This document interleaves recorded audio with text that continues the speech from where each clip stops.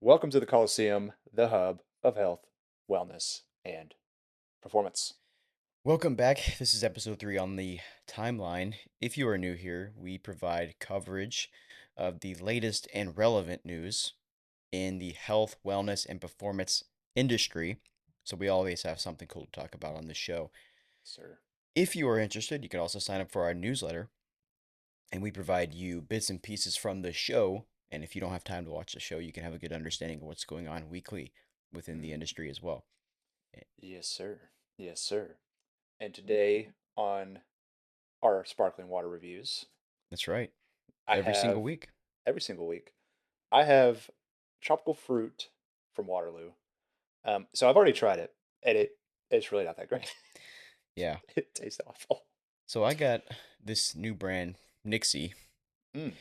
and this is a black cherry lime. Believe it or not, this is a USDA organic sparkling water. I don't know how you get this stamp of approval, Yeah. and it makes me question what else are they putting in these sparkling waters. Like now there's like a leveling system here. We got okay, this one's USDA organic. Well, what makes this organic? Well, what makes this one not organic? Because it's Yeah, just exactly. purified carbonated water and natural flavors. Yeah, my taste review for this one is probably I'm gonna give it a 7 out of 10. It's not Okay, that's terrible. actually It's not the best. Um, not better than the cherry lime from LaCroix. no, no. I would Really? say cherry lime's up there. Mm. Like it's So it's pretty. superior, It's like a 9.2, you I know. say. Dang. But I figured this is like a new. I mean, not really a newer brand. They actually make like soda Yeah, that's like low calorie. But this whole sparkling water thing, I mean, I figured I'd try it, and it's okay. USDA organic. So now I'm feeling extra healthy with myself, yeah. which is just strange. For I real. saw the stamp and I was just kind of shocked when I opened it. I was like, wow, okay. I It is guess kind we're of doing insane. that now. So They are kind of a cheat code for like if you want to get some type of flavor but no calories or anything in it at all, hmm you yeah, know? and I feel like one thing I learned is like the carbonation is like Mm. actually the only thing I'm chasing really. Yeah. And it's filling too. The carbonation, like, it gives you a sense of like fullness. Yeah, it's Or at pretty least cool. it is for me. But Yeah. I'm actually excited to try I just ordered the new tonics. So they'll be coming in Oh, and we'll be reviewing them. I'll have them for review on next yeah. show. And also we have a new liquid death flavor on the way. We'll be doing a Yes. test review I or love a these. flavor review on that. I love these little segments. This is so fun actually. But Well, the goal is, maybe someone will reach out to us and we'll be getting yeah, some yeah. solid flavors every single week. And this is going into the show's budget. So, Yeah, seriously. Yeah, that's going on our our pay stubs, our tax write-offs. But first, we have a post that we saw on Instagram from Rising Lifters about this kid who's 22 years old and just did 12,412 pull-ups in 24 hours to break the world record. That's insane. Now, yeah, didn't that's Truett actually have the world record before this? I don't think it was before this. There was like several other people. Like Okay. Truett beat it and then he like got beat and then someone else beat that guy and then now this guy beat. Hmm. 22 years old, I mean, 12,400. I think he like destroyed the world record too. Yeah, But because scroll through this post, like this dude's pretty jacked. yeah, well, to give you an idea, it says here he did 12,412 in 24 hours, surpassing the previous record of 12,345. I So see. like 100, no, close to 80 more pull-ups than the previous record. Golly, yeah, this guy is Dillard jacked. started at 10 a.m. Saturday, finished 10 a.m. Sunday. That's pretty good. I mean, I said, 24 hours in and out. Dude, that's insane. Dude, 12,000 in Eight 24 pull-ups hours. per minute. Yeah, 8 pull-ups per minute is mad. It's saying how many days did it take for him to be able to lift his arm again? Dude, yeah, imagine the feeling afterward. Yeah. You Dude, like, just, whenever I do, because I'm training for the Murph and you have that, like, weighted vest on and you're yeah, doing the pull-ups, like, and you hit, like, because I think I hit, like, 75 in one of the like, training sessions I did. yeah. And, dude, like, Damn. it's like your lat, like, your upper lat, you're like, wow, like, it's not, like, sore, but it's like it kind of aches a little bit. And then, Oh, like, you, yeah. you don't want to, like, move it up any, like, So I Mm. can only imagine like 12,000 of those. Yeah, I'd probably be in bed for like a whole day I mean, after. yeah, I wonder what the training is like. I forget because, like, It's probably just pull-ups. I mean, no, obviously, but I'm Yeah, saying, yeah, like, yeah. in terms of like tempo, like how much, That's true. Like, because is he having to do it in sets? Like, is he trying to do them? Because he has to do it in 24 hours. So, like, yeah, I guess he would well, have you're to do saying them. like during the competition. No, he has to do it in 24 hours during the competition. But for his training, like, he would have to do it like at a tempo, Yeah, if no, that makes similar sense. to, Yeah, yeah. it's the same exact thing as like Murph. Like you have to do 5 pull-ups at a time because like what Right. you're doing is like I think it was 5 pull-ups per every like it was 5 pull-ups a minute. Yeah. Yeah. It was like what David Goggins did at the very beginning when it like became popular. I think it was around there. Mhm. And he did 8 pull-ups per minute, but Yeah. I mean Just that's yeah. a lot. But that's the only way you can get that volume because Yeah. if you go like even a little bit more and you build lactic acid in like just a little bit, like over time you're done. Yeah. It screws you. It's funny because majority of these events and like if you really want to perform at a high level, it's the idea is how do you maintain a high enough level just below lactate? Yes. And then that's like if the only thing you're training is that marker. Hmm. Like that's the whole purpose of training. Fighters, they're training to the upper limit to lactate. And you can increase that limit by zone 2 and practicing that in higher intensities and like keep pushing that barrier. Hmm. But in every single sport, if you want to perform at the highest level, the only thing you're looking at is increasing your lactate threshold. Yeah. That's actually, now that I'm thinking about it, it's funny because you were just telling me earlier about greasing the groove of strength training. Mm-hmm. All of it. Yeah. It's just greasing the groove. It's like Yeah. getting too close to that point, like you said. Mm-hmm. And yeah, just getting the body used to that feeling Yeah. and then adapting from there. Yeah. Speaking of pull-ups, or speaking of strength, actually, this guy, I don't, I don't know how you found this, but this guy looks insane. Basically, he did how much was the deadlift? He said 5'10". He could play the video. 510. Yeah, yeah, I'll go play.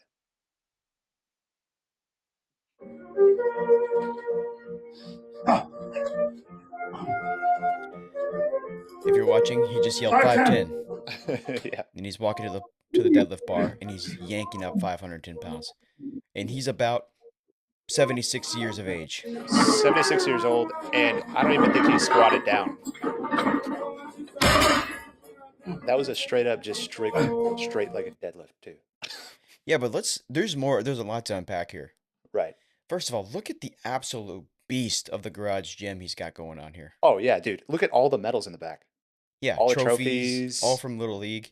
No, no, no. I'm just kidding. Those are probably like legit. Those are probably legit medals too, like from Dude, hanging from competitions. the ceiling. Oh my gosh. Yeah, it's pretty cool. He's got like posters in the background. I mean, this is a classic looking gym, dude. Dude, for real. I mean, he has maximized his space to the It most wouldn't he could. it wouldn't really, but it's cool because you know the center, like you know the focus of the room. Right, yes. It's that deadlift.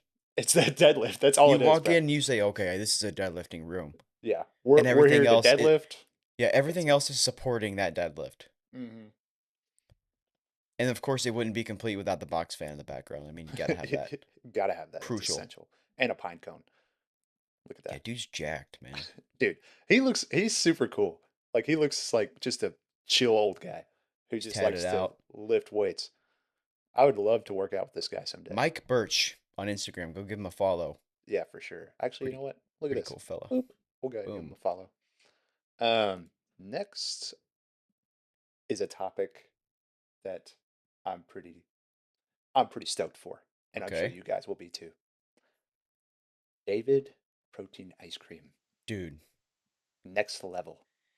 Yeah, this is Guys, going to be insane. I don't know if you've ever had David protein bars yet, but those things they're like crack. I They are swear. good. They're so good.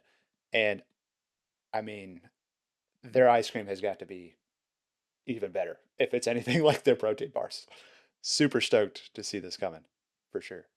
I mean, this just makes sense, dude. Yes. 100%. This is perfect. Like They this is needed. the exact market move that they needed. Oh yeah, they're it's genius. It's genius, and I can't wait to grab 4 tubs of this. Dude, and I don't really like eat the protein ice cream and that stuff because it's still like in my opinion like highly processed, but I mean, yeah, dang, man. I might have to. I don't either. And I was like, yeah, I'm buying these.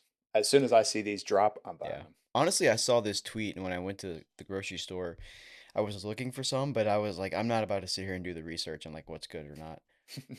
And like look at this ice cream. I'm like, this is not the best use of my time Right. in this grocery store, so I just moved on. Right. And they're not out yet. I just want that to be clear. They're not out yet, but we're And who getting knows if this is pictures. even legit? Is this like, This is from like this is this lady. I'm pretty sure that's her hand. But like this is this lady. She I don't know. She just like posts cool stuff on X. But yeah, okay. So what are we supposed to believe it, Tyler? I mean, we can. You're like, it's just I this lady. want to She believe posts it. cool stuff. I mean, I don't know. okay, perfect. Then it's believable. I mean, let's hope it's legit. I really Yes. do. I mean, it makes sense, honestly, that they would Yeah. be, I cooking mean, this I up. think it's legit just because of there's the other photo of the fucking of the 18 wheeler, but Yeah, there's like an 18 wheeler with a, if you're just listening, there's 18 wheeler with a giant cow huge cow. and a tub of ice cream. But But again, it could be AI generated. You never know. also true. That's a great point. Yeah, that is so tough. Yeah, nowadays, like it being everything's probably AI generated, or almost everything's like Well, literally AI especially generated. pictures, right? Like this Yeah, kind of stuff, like you can make it look a certain way. The videos are pretty clear. yeah, Like, yeah. The videos, yeah, they can't really well, with mimic. the videos, you can always tell by emotion. Yes, Like they're always emotion. elevated. They don't ever like calm down. Yeah, and then, dude, those videos that were going crazy about like it was always like a and some type of animal showing up to a door, and it was Or an old doorbell and like lady, shooting and stuff. and then it would just blow. Yeah. That stuff was crazy, bro. The kind of stuff people would come up with, it was Think about how insane. much money the creators of that were making just like posting Oh, it. And he's getting millions of views and they were just yeah, making money off AI slop. yeah. It was just a prompt they typed into an It's a pretty AI hard bot. prompt though. Also, like what video service do you use for that? I don't know. Wasn't it? Oh my gosh, it was from ChatGPT. Sora, but they closed it Sora. down. So what do they use now? That's a great question. Because I I have was looking at that the no other day. I wanted clue. to create like a funny video Yeah. because I have some pretty funny ideas that I could send in the chat, but it would be like hilarious but I didn't know how to do it. So Dang, yeah, that would be genius to use yeah. as like memes and stuff. And it could Uh, like have like y'all's face on it. yes, No, bro, that's funny, dude. Like dude. I have some good ideas for that. That would be awesome. But next we have this guy from this was a Jocko Fuel their account. They posted this. It's a reel of this guy who ran 1001.6 miles at a pace of 13:51 A time of thousand miles. yes, it was 1001 miles.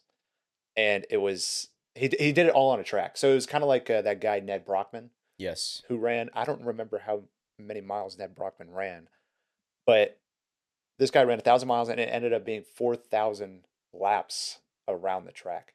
Could you imagine? See, that's more so like mental than anything. Yeah, You're running in the same circle over and over and over. that would be so like the amount of boredom that you would accumulate just running in a circle like that would be awful. I So couldn't Ned imagine. Brockman also ran 1,000 miles around the track. Okay, okay. That makes Yeah. sense because it does say third person ever to do it. Yeah. So, but he was the first American. So, Hell yeah. pretty cool. I'll take that. USA, baby. Sponsored by Jocko Fuel, which is cool. We love Jocko. Jocko Jocko's Fuel, cool Jocko's a good guy, dude. cool mentor for the world. 100%. For sure. And then I saw this on Instagram as well. This was the Club Tampa Bay uh, Wellness Festival. I really just thought this was cool because it's like another way of just like be like you don't have to go out and like drink like Yeah. they don't serve alcohol. Like it's this whole thing centered around just being healthy, and it's like a good way to be social, but to stay healthy. Because And be you know around like-minded people and just enjoy the day. exactly. Because like I mean I want to go out and be social, right? But like a lot of times you go to the bars and like you kind of feel like this pressure to drink. just because everybody else says, and you're like, well, I mean, maybe I should drink. But then, like, I don't like the feeling of the next day. Like, you just, like, it feels like your whole day's ruined because of that one night you were staying up late and drinking. Like, Yeah. I mean, we don't drink when we go now. yeah. So it's, I would say it's more so like, I don't really feel the pressure to drink, but it's like the conversations are obviously not going to be the same as like if you're at a wellness festival, for example, because like either like one is super drunk or the intentions are a little bit different. Hmm. And so like some people are like blocking out stuff in their external life and they could care less about like talking it like in terms of like connection. They just want to party. It's Right. like that's the place to do it and you can't like blame them for that. Right. Yeah. No. It's like almost like that's the only place to go for like a younger group to socialize in a normal manner. But like we're kind of like hoping to socialize in a normal manner, but it's unlikely Yes. because of the whole setup. It's not really made for that, but there's no other setup in terms like for the opposite. Yeah. And since like that has kind of been gaining attention, especially I think with our generation, like that this type of stuff, like Yeah. it's cool to see it starting to grow because I mean, this isn't the only wellness festival that we've seen. I Right, mean, they're everywhere now. there's been a couple, Hmm. and hopefully we get some here in Texas, because I would love to go. It'd I be want to fun. go to that one in like Georgia, the Running Man Fest. Oh That seems yes, pretty cool. doesn't who hosts that? Is it Higher Up? Is it Higher Up Wellness? No, it's Devin Devin Levesky. Levosky from ProMix, right? Yes. Yes, Yeah, that'd be that cool, dude. that would be really cool. Because they it's like a track, and then in the middle they have like a bunch of just like little pop-up stands that Oh, you go really? to. Yeah, it's Hmm. really cool. Yeah, I just saw it on Instagram, but I haven't really looked into it. Seems cool. Yeah, yeah. Maybe we'll go try that sometime and like bring you guys a review or like Yeah. record ourselves there. Yeah. That'd be pretty cool. Um, and if you didn't watch the UFC fight yesterday, it went Banger. insane. It Banger. it Great was a card. banger card. You had Sean Strickland and golly, I can't ever say his name right. Cosmet Chikamata, I don't know. Yeah, Kazamat. The other Eh, guys were like saying it perfect. And I'm like, dude, I don't know his name, man. I don't know. I'm not even gonna try. I can't even pronounce it, but you Sean guys know. Strickland stayed the course.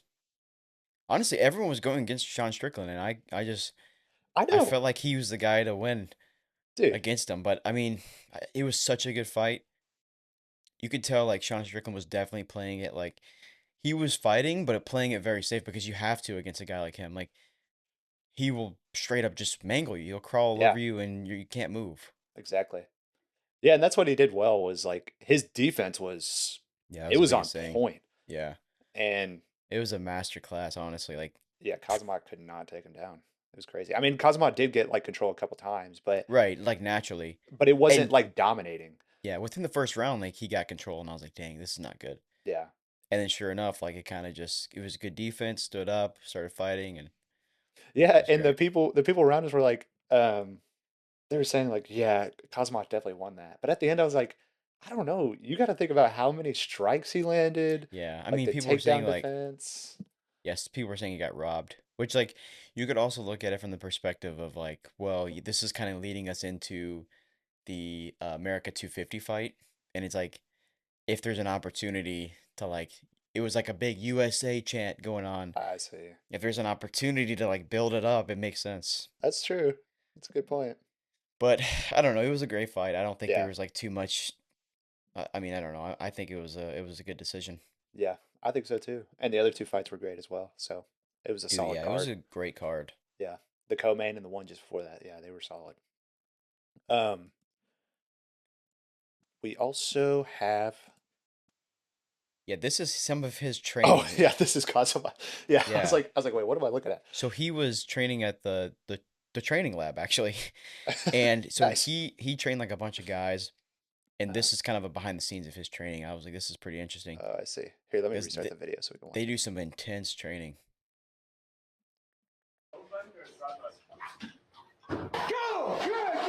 Is it playing audio? Oh, there it goes.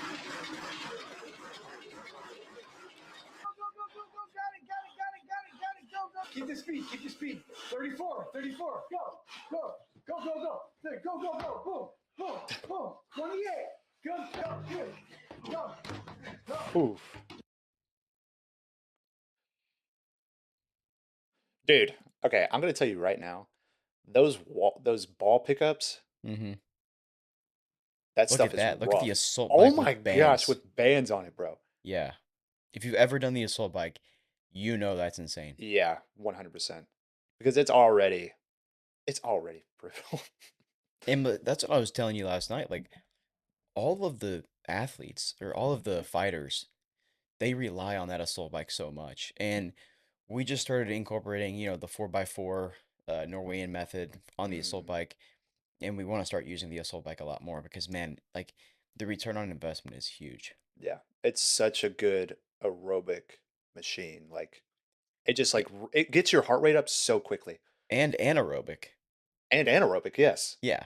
Like that's really I the mean, the really, yeah, specialty. that's what I mean. Yeah, Yeah. it's mainly anaerobic. Which is like super high intensity for those of you that aren't familiar with it. Yeah, exactly. And the thing is like supplementing sprint work with the assault bike sprint, it's like you're gonna get so much out of it. Hmm. And it's convenient, you're less injury prone. Like there's so many ways now that you can just get a great workout in Hmm. and get so much return on investment and it's awesome to like formulate a perfect week, you know? Yeah, yeah, and I can't wait to try out the sprints Yeah. this week as well because you're doing them as well, correct? Yeah, so I guess for context, like we're gonna be doing we are always in the gym doing main strength work between what 2 to 3 days a week, right? Pretty much, yeah. And then in between those days, we'll do zone two work or Hmm. a longer endurance session, Yeah, whether that be running, biking. And then on a Saturday, we have our VO2 max work, which is 4x4 Norwegian method Norwegian. on the assault bike. And then we kind of lack sprints right now. I think you're already doing sprints, right? Yeah, so usually Tuesdays I would do just like quick 90-second sprints, like running, Yeah. but not on the assault bike, and that's what Yeah. we're gonna kind of Hmm. switch it to.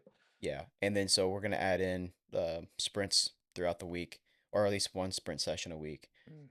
And like one thing, if you're trying to program something similar, you can also if you're crunched for time and we don't really spend a lot of time in the gym lifting weights. Like it's very high intensity for 2 to 3 days, but we're not in there for 6, 7, times a week. Right. But if you are trying to like, you could also mesh them together. Strength and high intensity work can be done together because it's very similar fatigue in terms of the CNS. So Yeah. keep that in mind. You can also use that to your advantage if you're going like you oftentimes you can pair sprints with heavy strength training, and it really makes sense to pair it that way. Hmm.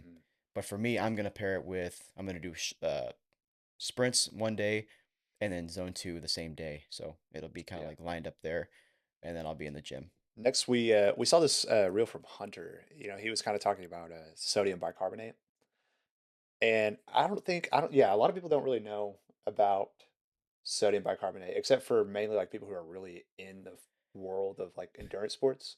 Yeah.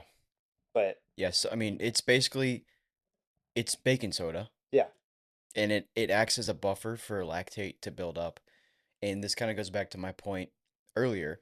Like you're always training for performance in terms of you want to make sure you can go as far or as close to the edge as possible right. before your performance drops off, right? Yeah, And what this will allow you to do is push further than usual. But the main concern is you'll see what Hunter talks about, yeah. but he also says it's worth it to even try it. So similar to like what we talked about in episode 2, how the marathoners were training their gut Hmm. to take in that many carbs, it's looking like it may be beneficial to train your gut to take in sodium bicarbonate Yeah, because that's one of the biggest issues right now is that the GI issues outweigh its practical uses because like well if you can't tolerate it then there's no point in even doing it for performance because you're gonna have to run to the bathroom and all this stuff.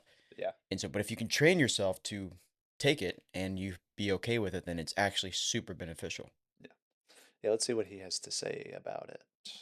in recent history that's been a helpful thing, truthfully, is sodium bicarbonate. And I'll just be honest, I just gutted it the fuck out. I don't even know if Morton is really worth it. It's $70 for 4 servings. I'm not hacking on Morton, but if you're just a hard-ass person and you decide to keep on drinking sodium bicarbonate and get your body used to it, shit your pants a couple times, then guess what? It's gonna fucking work for you. Do you need to spend $90 on 4 servings in a fancy box? Probably not. Just grow a pair of balls, stir it up, take a shot, and work fucking hard. And if you get a little poo in your pants, man the fuck up, change it, get some laundry done, get after it. The only thing that Dude, I love his reels.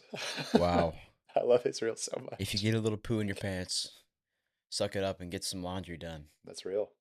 Dude, I mean, That's not real, but no, it's it's real. crazy. It's real for runners, dude. Them, I dude, don't know, bro. I've seen some videos of some major some major accidents on the road.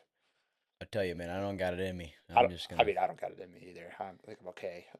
Yeah, I'm all good on that. I'd rather just stop at the Porta John and Yeah. use that baby. But we saw Chido over here on Reels too, Yeah. just training his butt off over here. So these are like my favorite type of videos, dude, dude. yeah, these are always Because like so I don't know, fun. I just love to see these like smaller gyms and being a master of their craft and understanding how the body works and training it that way. Mhm. It's something like we're both into and we have a future kind of outlook on something similar. Yeah, And yeah, I love these videos, man. yeah. It always it goes back to our history too. Like we've always been into like this performance stuff. Yeah. Just it's so like seeing the statistics. Like I think a watch is so great for motivation in that sense if you're trying to really push performance. Mm-hmm. Because just seeing your statistics of your heart rate go down, you know, your Yeah. speed's getting faster. It's like you're like, oh yeah, it's awesome. I'm becoming an athlete. You know, Right. Yeah. seeing It's it happening. crazy. I mean, It's so fun. I think that's one of the reasons why like wearables are becoming so popular because you can see it happen. Yeah. Like when I remember like when I got my resting heart rate down to like 46 and like I sent a message to you. I'm like, Yeah. this was me just walking more Mhm. and just doing like minimal stuff and Right. it changed drastically. And it's like, you can keep going, but 46 was like super good in terms of like, I'm not doing a crazy amount of endurance, Mhm. Yeah. And so that stuff you can just see it. The big one you see, everybody always tries to flex their VO2 maxes on Instagram and stuff. It's Yeah. always so funny. But Yeah. yeah, I think the highest, I said this in the last episode, the highest one I ever got was like 58, Yeah. which Predicted, obviously. predicted, of Yeah. course. It's And just the all of like Garmin if it's on the estimate. watch, it's all predicted Yeah, unless they get like a true test. So Yeah. take that with a grain of salt. right. Finally, we're kind of hitting our major topics for today. So I'm gonna shout out to our TikTok commenter. What was his name here? Oh yeah, it was Nate Bro on TikTok. Let's go, Nate, bro. Yeah, for real. Appreciate you. He mentioned it in the comments saying Fergus Crawley is actually running the his project TENacity, which is 10 Ironmans, 10 days, 10 cities, and it's all in kind of like the UK, Ireland, Scotland area. And if you don't know Fergus Crawley though, like you probably should, because this You should guy's know. you should know him because he's pretty cool. He's a cool guy. He actually hosts the Modern Mind podcast, but really he's known for being a huge hybrid endurance athlete um, who has built really a pretty big platform on all kinds of socials around like physical extreme challenges. Like he's done a 500-pound deadlift with a sub 20-minute 5K in the same day. And I mean, it doesn't sound like a lot when you say it, but it really is because I mean, the fastest I've ever ran a 5K was it was like just below 20, and that was at peak shape, peak endurance shape.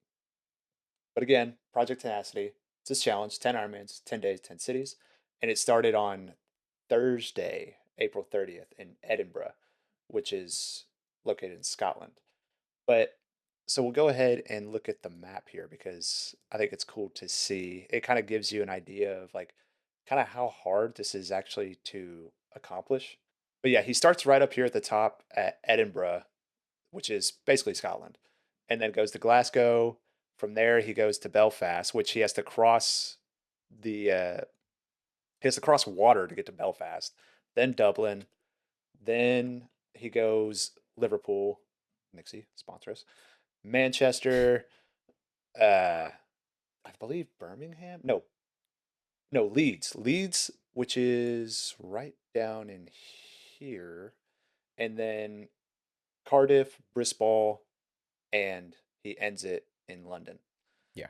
Which, I mean, to travel between each city and then have to run an Ironman each time, it's got to be rough because you got to think about the recovery between each transition and trying to get there in time to then run the Ironman before the day ends. Like, there's a lot to it, and I can only imagine how hard it is because I've never done anything even close to this. Yeah. But really, he doesn't he emphasizes that it's not like something that it's like, oh, look how hard I am kind of thing. Yeah. You Because know? he's not like, he's definitely not one of those influencer kind of people. Right? No, He has a deeper message behind this. yeah, he's definitely more.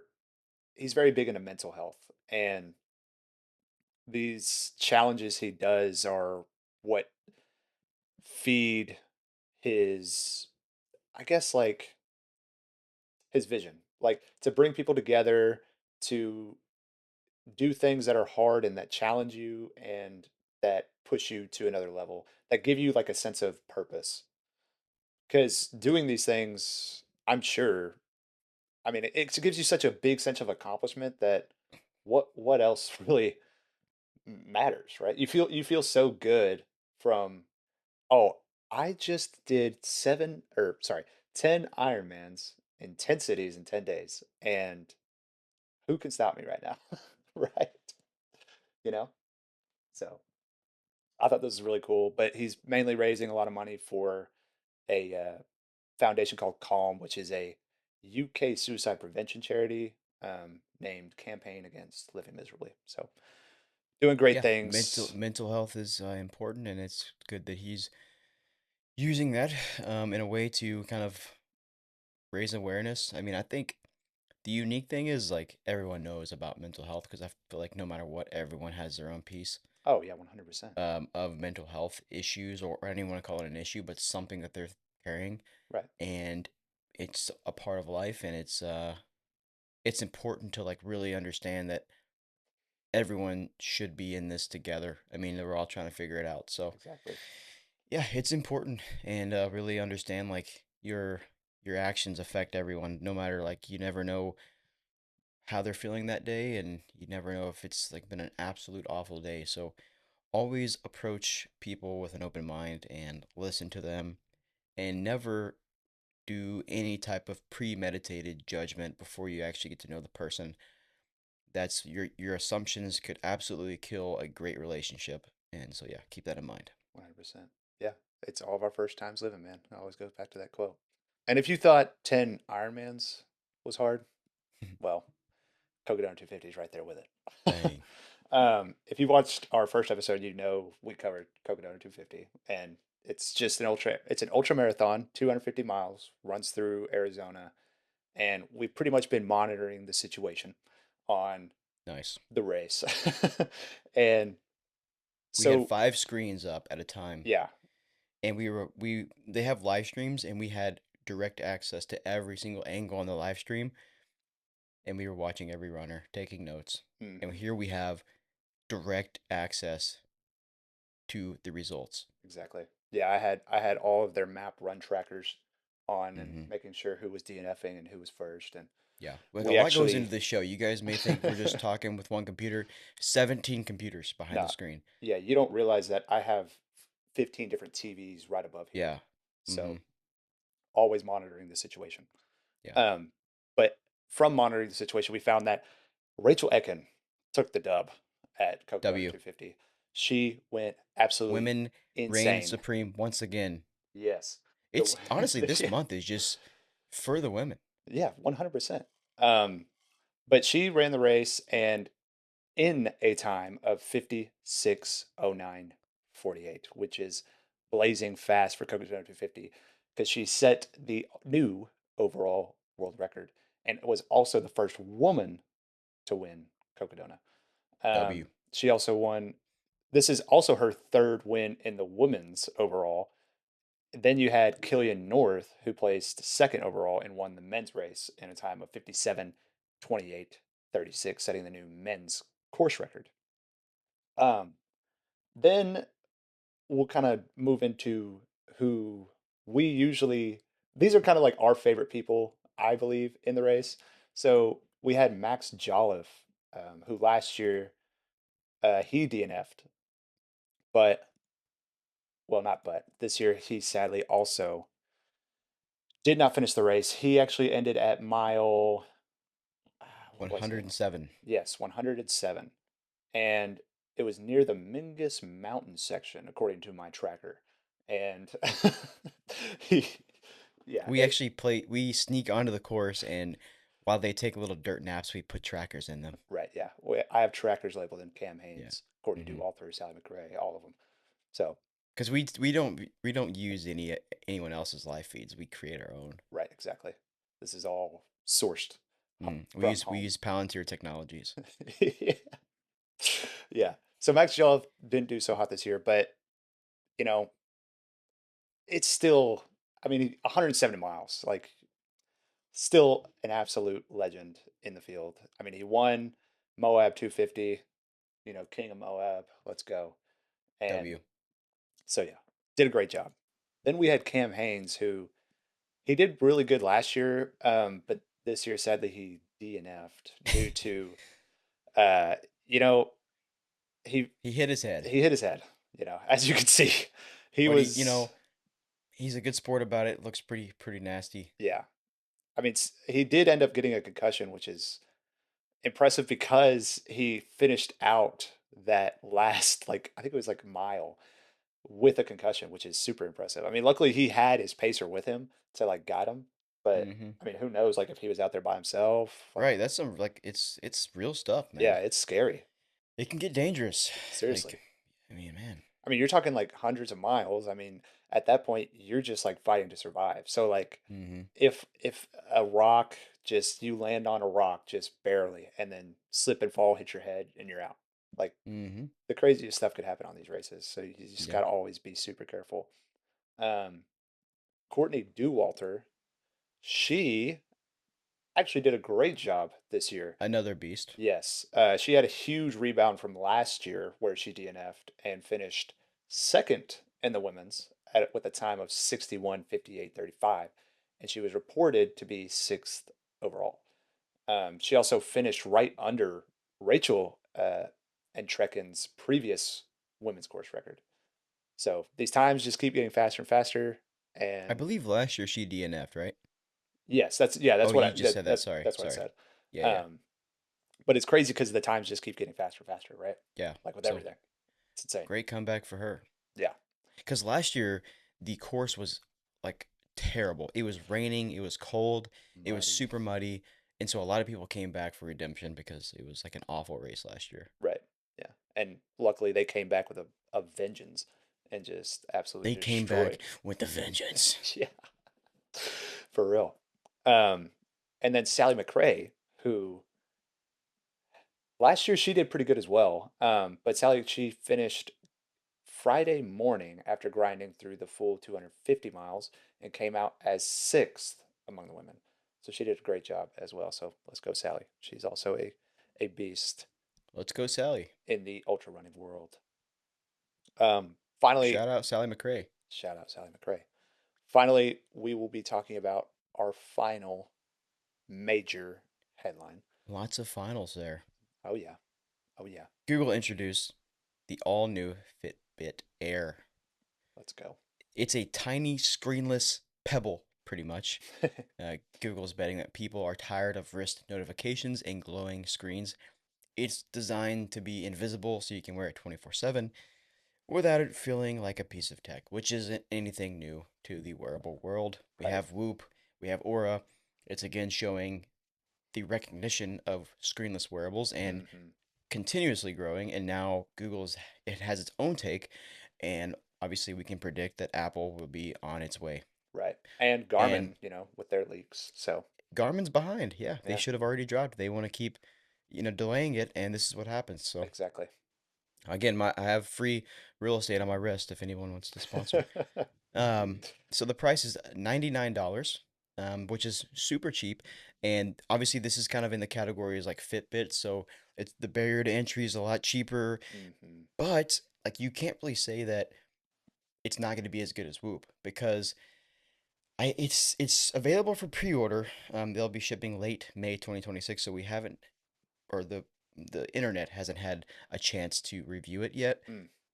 But I mean, for $100, and if it's just as good as Whoop, you're gonna see a mass following on that side. Just as good as Whoop. And isn't there AI integration in it as well? Yes, so Google obviously has Gemini, which is their AI software platform, whatever. Right. They will be integrating that into their Fitbit app, which is now Google Health. That'll be cool. And so the device is a vehicle for a new AI health coach that uses generative AI to analyze your trends. So just like Gemini, it's going to be built into Google Health as it is in every Google aspect already. Yeah. And now it will be able to analyze your trends. And I don't know, correct me if I'm wrong, I don't think Whoop has an AI integration yet. So I could be wrong, but I heard on someone was talking about it on X. So who Hmm. knows if this is even right? Yeah. But there's some type of paywall where you could get AI insights, Hmm. kind of like how Garmin has theirs, Yeah. but I don't know any further than that. Like, Yeah, because it's going to be a lot different than like using Gemini on Google Health. exactly. Because that's like a different beast. Yeah.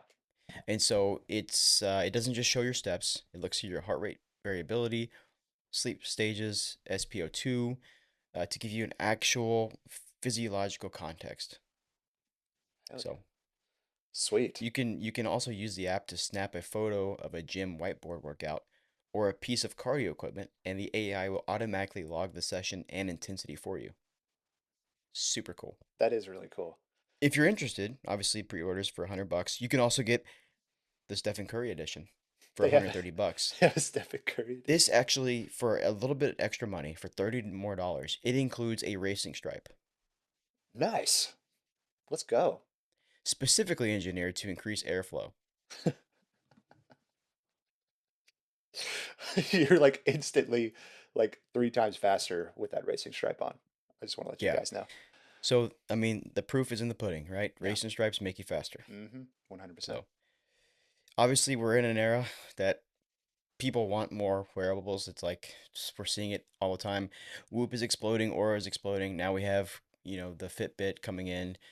I assume we'll see others, like I said, but it's unique. I mean, obviously, people care about, like we talked about, they care about the metrics. Like it's so addicting to see the metrics and to Yeah. see you improve on something like heart rate, resting heart rate, HRV, sleep quality, and these things can offer a good guideline, but not so much to be obsessed with it. Yeah, exactly. Just like yeah, exactly like we talked about in last episode.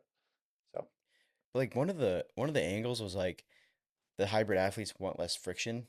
They mhm. say like basically for people lifting, running, biking, doing circuits or training, the best device is often the one they forget they're wearing.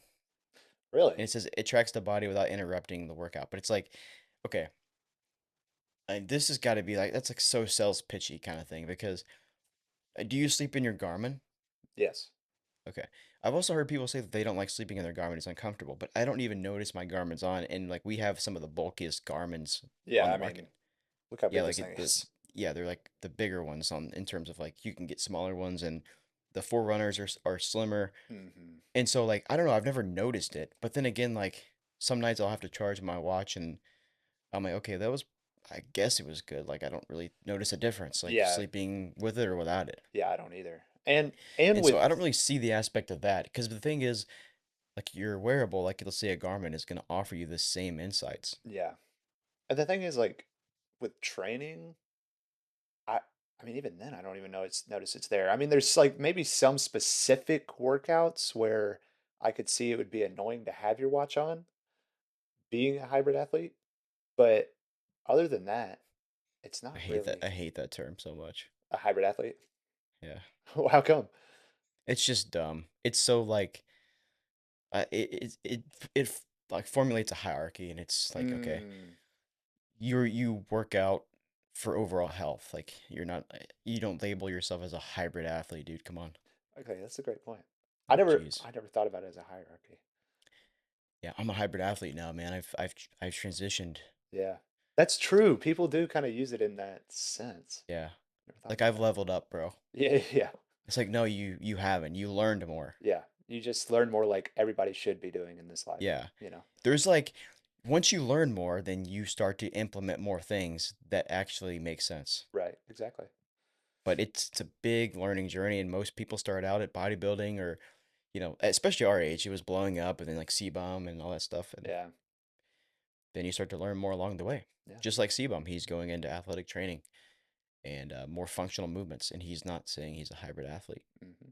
That's But true. he does A jacked say yes, but it's not like he's actually like, you know, Yeah, saying it a certain way. He's just selling it like it's funny, yeah. you know. It's fun, Yeah. you know?